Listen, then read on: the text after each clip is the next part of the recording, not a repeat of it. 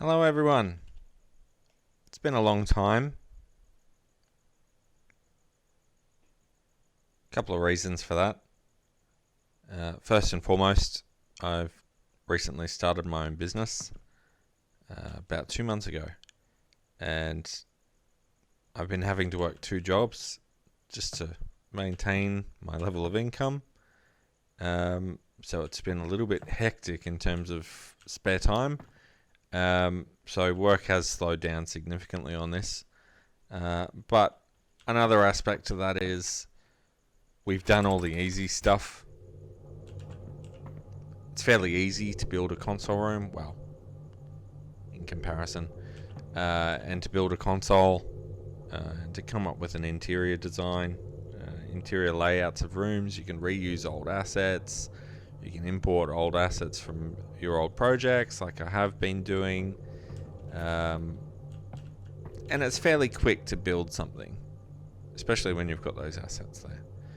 What's not fast, however, is building your locations and importing assets from other marketplaces and other games, and converting assets and building assets from scratch, assets like models and textures, sound design, and all sorts of stuff, and doing the logistics of flight dynamics and figuring out how it's all going to mesh together and all function as a cohesive project.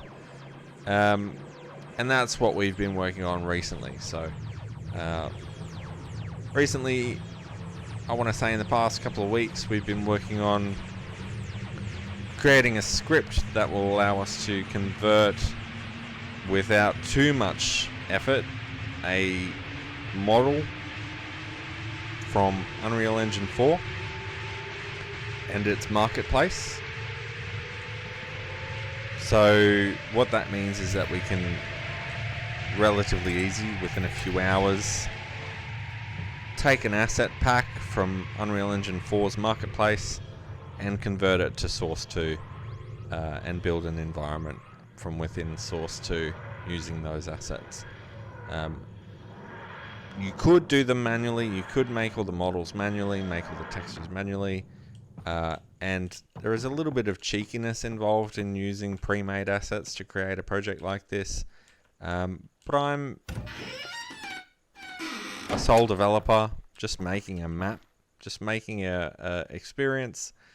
I don't really have the time to build all my assets and build all my textures and build all my models and all of that. So if I can get some free assets from another engine and convert them into Source 2, until Source 2 has a marketplace for that kind of thing, if it ever does, hopefully it does, then it just speeds up the process.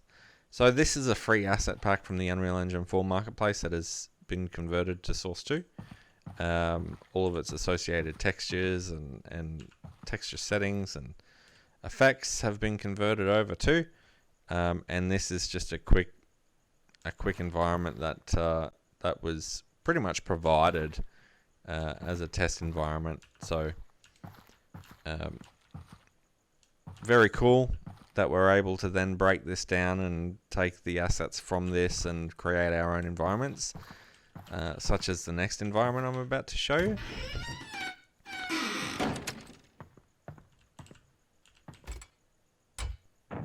There are a couple of issues that I need to fix in this console room. So what you see in this room is close to what you should expect on the final release. There will be a couple of changes. Some textures will be updated. Some of the issues with the pipes and all the other little bits and bobs that aren't quite meshing properly will be sorted. The pipes will probably have an updated texture because these ones look pretty dodgy. And, you know, there's been a couple of questions directed toward me recently in regards to whether or not I'm going to redo this console room, because this console room has been derived from a model that's quite old considerably, or considering rather. But I don't think we will be recreating this console room's model. It looks quite good I can't think of anything that I would change. The poly count on the console is fairly high. The layout is fairly correct.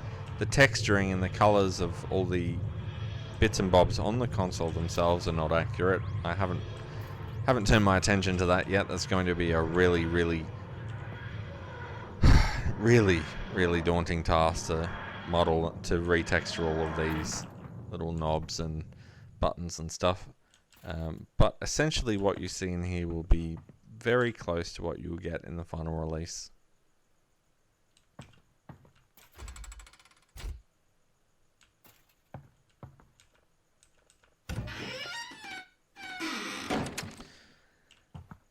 So this is a cool little environment that I'm really happy with. This environment was built using, again, a free asset pack off the Unreal Engine Marketplace that was converted to Source 2 in, I think, about an hour and a half. And it's just a really great environment that to show off lighting and fog and ambient occlusion and all sorts of cool things that Source 2 is capable of doing in real time, a lot of the time, without too much impact on performance. A lot of this lighting is baked, but some of it is dynamic. The TARDIS is dynamically lit. A lot of these candles are dynamically lit. For those of you who don't know what that means, dynamically lit lighting essentially means that the lights are being rendered and lighting's being calculated on the fly. As far as I'm aware, that's what it means. And it generally has a fairly significant impact on performance in game design, but with Source 2 it's quite good. So yeah, just thought I'd make a quick update, just let everybody know that I'm still working on this project. It hasn't stopped just because I've stopped uploading videos. I haven't really had anything significant to upload lately. Nothing really important or fun or amazing to show any of you, and I've always thought that if you've got nothing really interesting to put on YouTube, then don't put something on YouTube. But this is just more of an update, let everybody know that the project's still going ahead.